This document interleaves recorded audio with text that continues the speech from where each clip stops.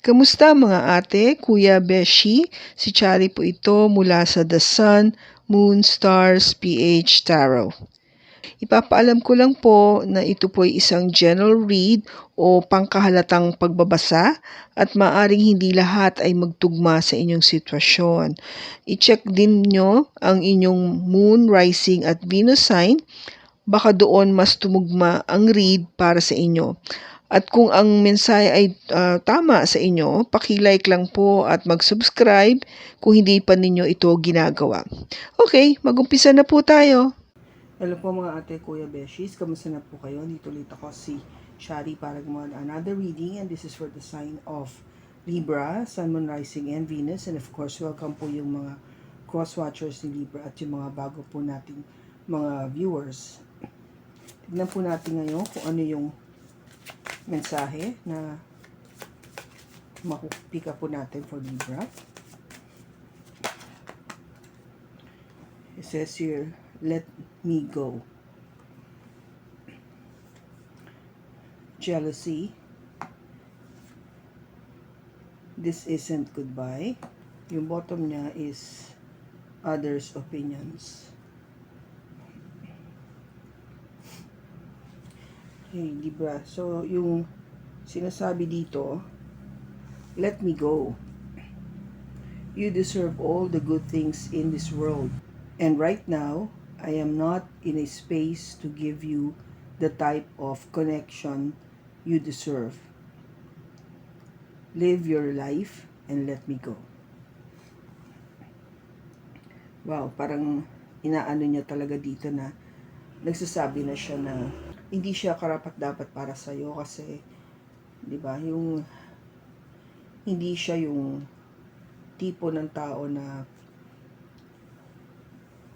magbibigay ng mas magandang value sa iyong connection, no? At nakikita niya kasi na you deserve something much better kaysa doon sa nabibigay niya na sa iyo.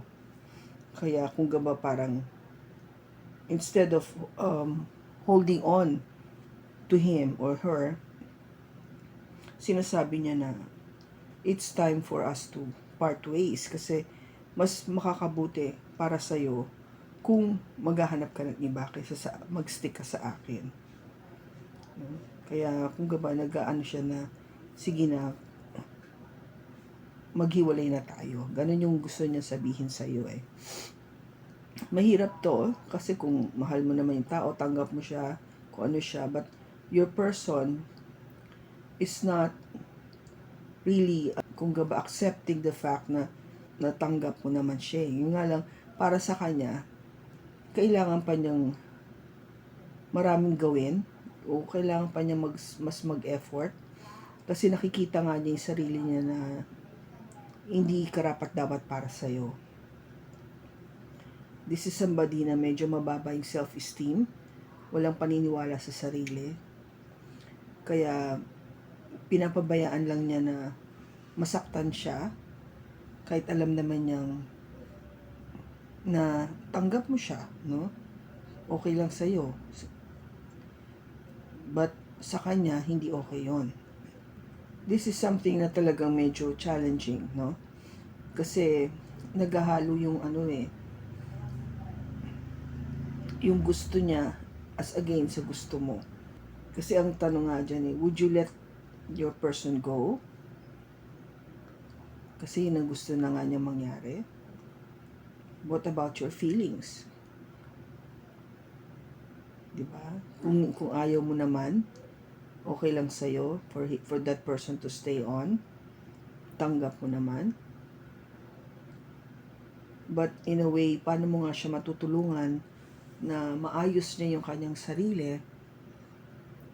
Maybe letting go is really the best decision to do. Kasi hindi lang naman talaga, alam mo yung pag having a relationship ang nangyayari sa atin between two people, it is really also teaching each other, you know, things na mga kakatulong para sa ating ika-grow, di ba? To grow maturely. Para to be a better person, to be the best version of yourself. 'Di ba? Kung alam mo na nga gawin 'yon. Minsan kasi we need to experience some pain in life or frustrations in life para for us to realize yung lesson na kailangan nating malaman, no, about ourselves. Mahirap man ito sa'yo, but I think in a way you're helping also your person to grow up. Diba? If you let your person go, tinutulungan mo siya. And maybe that's one way to show exactly that you love the person. Kasi kahit masakit, you're willing to let it go and also to help your person grow up. Okay? Now, yung jealousy, I am very jealous. I can barely stand it. So, meron siyang pinagsaselosan. Pagdating sa'yo, Libra, no? Maybe, obviously, yung person is very, ito yung jealous type, he or she. At mahirap kasi pag medyo may pagkaseloso o selosa yung tao, medyo nakaano ka kung ba naglalakad ka sa alambre, yung tipong ganon, yung dahan-dahan ka dapat para hindi ka magkamali at hindi siya magselos. Hindi siya magalit, hindi siya magselos. Which is, in a way, napaka-unfair kasi, di ba, we have our own individuality. Di ba kung ano tayo, yung personality natin na, what if kung ikaw yung friendly type, talagang lapitin ka ng tao para, para makausap ka, para makipag-update sa'yo, makichika, just enjoy your company. But your person doesn't want that kasi ang gusto niya, siya lang ang iintindihin mo, siya lang ang mamahalin mo. But that's something that is truly selfish. Diba? Napaka-selfish naman ng ganun.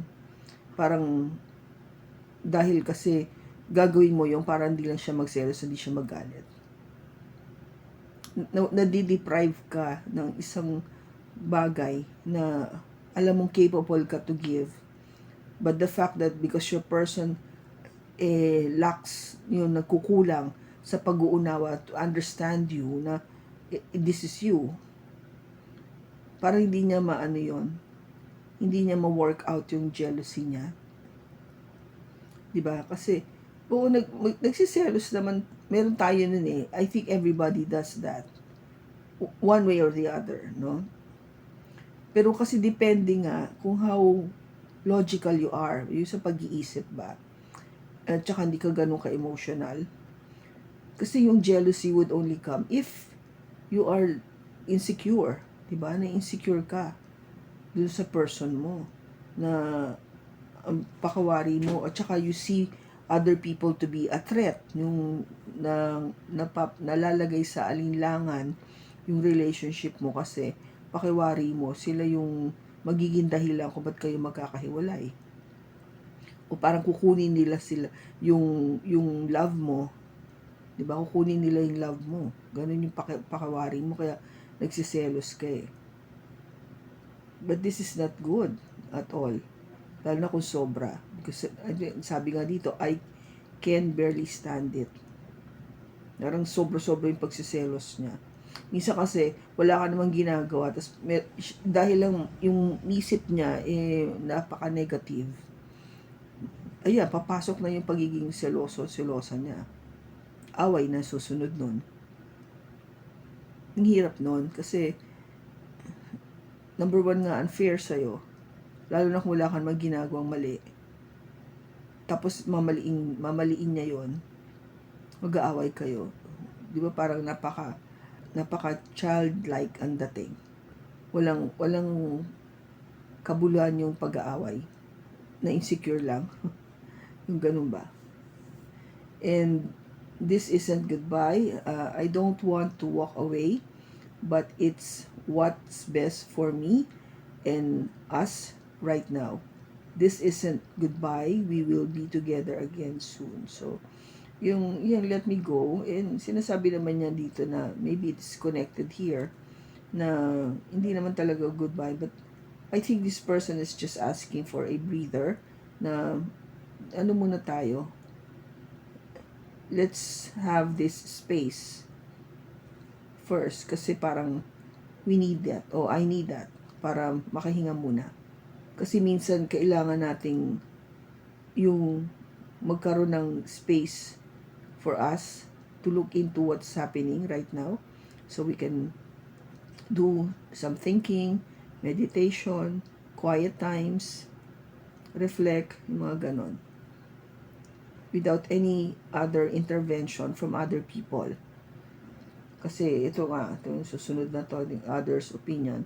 This is really saying, no, I feel bound by my culture and my family's beliefs on how I should live my life.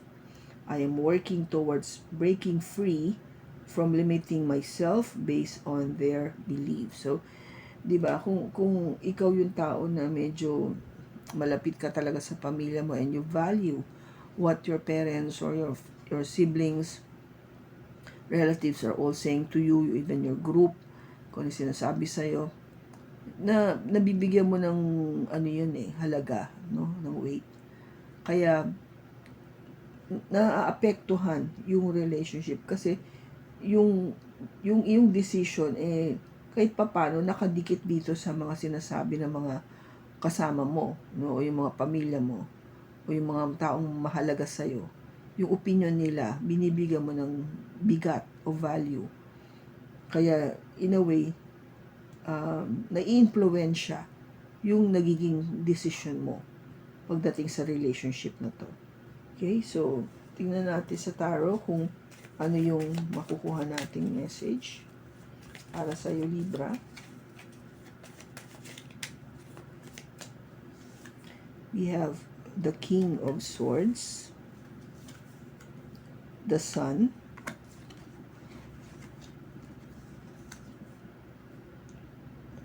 the Knight of Swords, the Eight of Pentacles, and the Five of Cups. Bottom niya is the Chariot.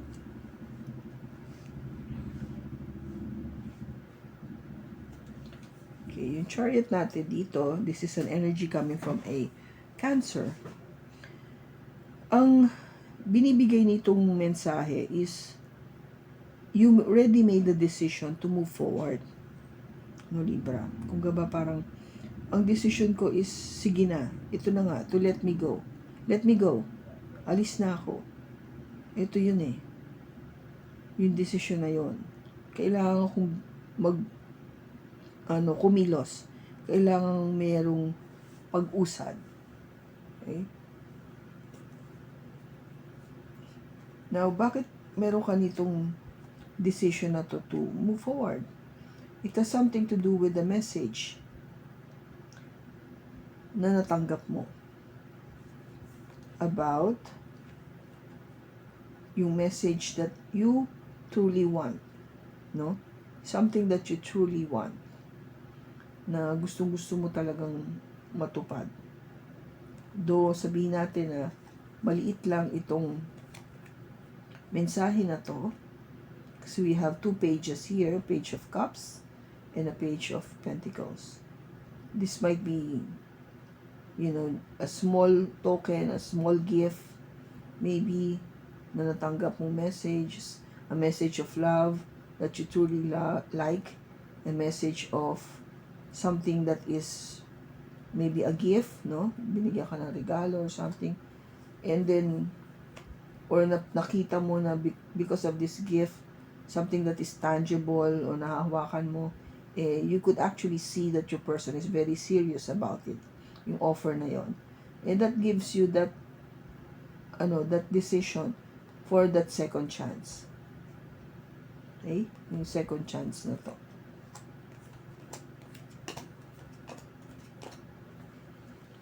Now yung first card mo dito, Libra, is the King of Swords. Ito kasing energy na to is inaano niyang malaman yung katotohanan, yung makapag-usap kayo para masabi kung ano talaga yung dapat malaman, no? Yung pag-uusap na heart to heart, hangga ba?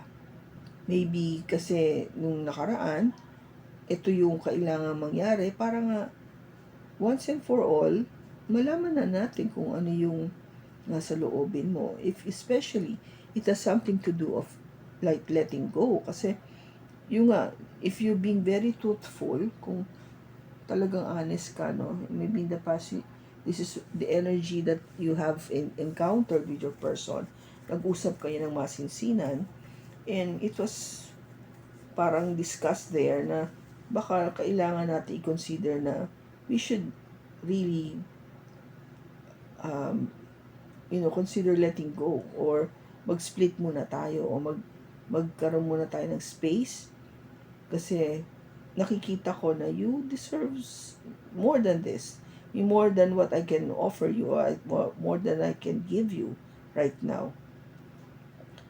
And kahit pa paano, syempre, at least pag ganun pag-uusap kasi, magkakaroon na kayo ng, di ba, na maiintindihan mo na ngayon kung saan nanggagaling yung tao, bakit niya nasabi yun. Kasi syempre, nag-uusap na kayo ng masinsinan. So, matatanong mo na ng straight, at masasagot niya na sa'yo ng straight kung ano man yung gusto nyong mapag-usapan. Now, yung naging challenge, of course, is with the son, is to keep the relationship, yung level of, parang, maging, pa rin, maayos pa rin yung relationship. Kahit sabihin natin na nagsabi ka na let go, or let me go. Challenge to, kasi syempre, kahit papano, di ba, meron ka pa rin pakiramdam na alinlangan. Kasi kung nagsasabi yung person mo na parang mag-ano muna tayo, maghiwalay muna tayo, kasi ganito nararamdaman ko, ganyan. Parang ikaw din, nagkakaroon ka na ng doubt. Kasi kung gaba parang chain reaction yun. Kung yung person mo nakaramdam ng gano'n, parang ikaw din, di ba? Parang kinoconsider mo na rin yung nararamdaman niya. Kung gaba parang inumpisahan niya kasi. Kaya parang ikaw nag-iisip ka tuloy na, oo nga no, baka tuloy hindi to yung taong para sa akin. Now, gusto mo kasi, may action talaga, no? Mabilis yung magiging pangyayari. O yung nangyari na to, o pag-uusap na to, naging masyadong mabilis. Everything seemed to be happening so fast na para bang hindi ka pa totally handang-handa. Ayun na. Ayan na yung nag-usap na ganito na.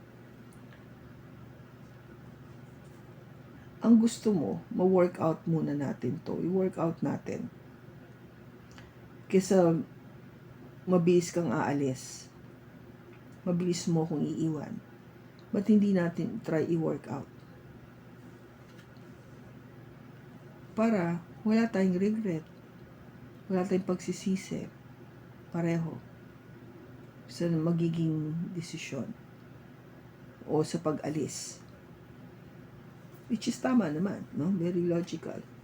If you haven't used all the options, kung gaba hindi nyo pa na-try yung ibang paraan para maayos ito, bakit hindi nga ba natin gawin muna yon kesa magmadali tayo na umalis? Para walang pagsisisi. Tignan natin. Bakit andito yung King of Swords?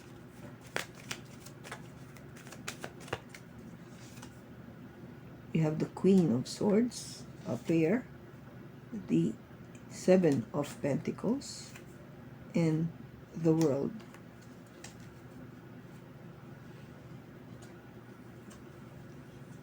Now, you have a pair, no? Andito yung King and Queen of Swords. So, itong Queen of Swords is somebody na very cold and would not think twice kung kailangan alsin. Aalsin ko to. O I will leave. Kasi kung gaban nag-isip na ako, I made up my mind, alam ko this is for the best. Sa nakikita ko kasi, ang tagal na natin, pero wala pa rin.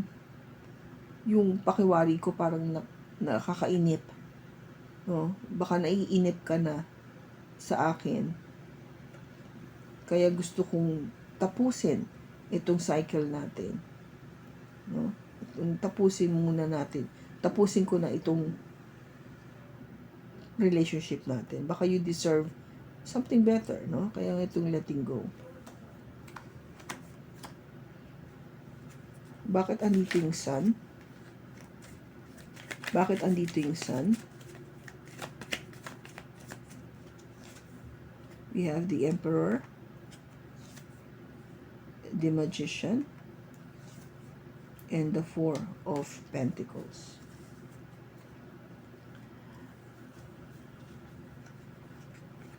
Ang sinasabi natin dito is, ang challenge is for you to keep the relationship in a way harmonious, no? Maging ganun pa din, maayos pa din. Kahit sabihin na natin na nag-usap na, nagsabi na siya.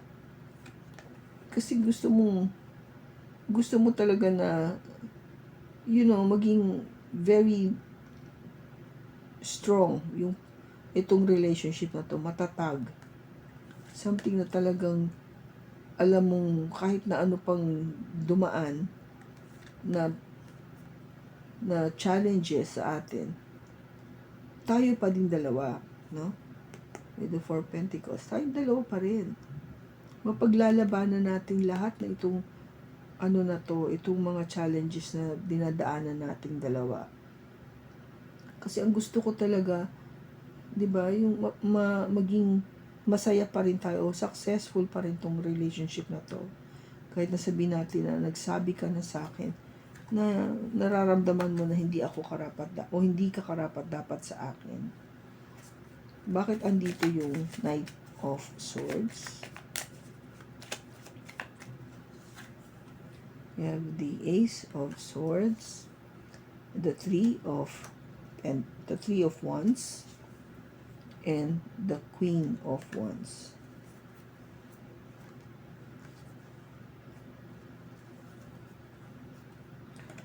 Ngayon, nagmamadali ka na makaalis.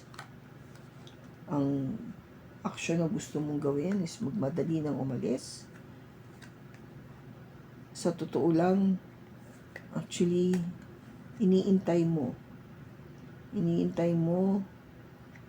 or gusto mo na talagang tumalikod, no? Sa totoo lang, gusto mo na talagang tumalikod dito sa sa relationship na to. Gusto mo na talaga siyang talikuran.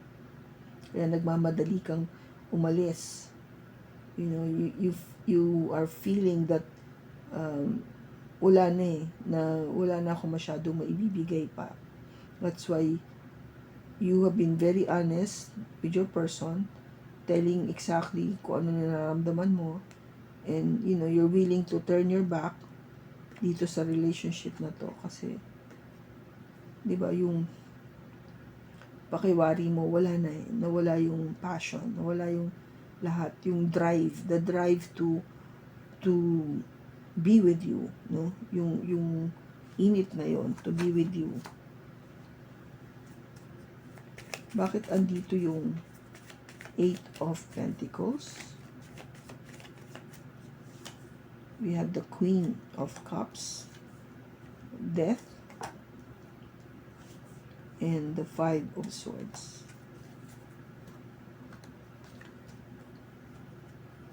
Sabi mo sa person mo, kesa nagmamadali ka umalis, ba't di natin pagtrabahuhan ito? Let's work on it. Let's discuss and, try our best to work on the relationship. Kasi, mahal naman natin ang isa't isa. We know that there needs some changes to be done. Alam naman natin pareho na may mga pagbabago na kailangan mangyari. Para alam natin na hindi tayo natalo sa relationship na to. willing naman tayo to go through the changes para hindi natin maramdaman na natalo tayo dito. Bakit andito yung 5 of Cups? We have the Star, the 4 of Swords, and Judgment. Ayaw mong mag-regret kasi you prayed for this relationship. No, you prayed for this relationship. Pareho tong Star and the 4 of Swords. Pinagdadasal niyo yan kay God na sana maging maayos. Na sana po yung desisyon namin yun yung tamang desisyon para sa aming dalawa. Para sa relationship namin. Okay? Kasi iniisip mo rin kung tama nga ba to let go of the person. Kasi kung ayaw niya na, no, even if you suggested for your person na mag-stay ka muna, so let's work on this. Pero kung talagang sigurado na yung tao mo na gusto niya talaga, hindi kailangan talaga maghiwalay muna tayo. Yun yung inaano mo pinagdarasal mo na sana tama nga yung pagdidesisyon na yun na to let go. Na sana hindi ako manghihinayang sa gagawin ko. O yung person, hindi sana siya manghinayang sa gagawin niya na pag-alis o paghihiwalay sa akin. Okay? Kailan mangyayari ba to? Ano yung timing para dito?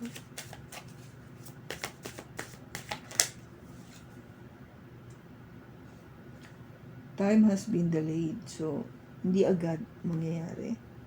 Maybe because I think baka nga i-work out nyo muna. I-work out nyo muna. Tanong natin. Mawo-work out ba nila to? Mawo-work out ba nitong dalawang to niya? Ni Libra at saka yung person niya? Mawo-work out ba nila yung differences? It says here no, kasi marami pang options. I think marami kayong pinag-iisipan o may pinag-iisipan yung person mo to do. Hindi niyo mawo-work out. But the universe is trying to delay everything para to give you time to think kung ano pa yung dapat na maging magandang option. So maybe, ang purpose nitong delay is to have other options. Mag-isip pa kayo ng other solutions dito. Kung paano gagawin nyo kaysa dire-diretso nyo na sige na, hiwalay na tayo. Ano po yung message for Libra?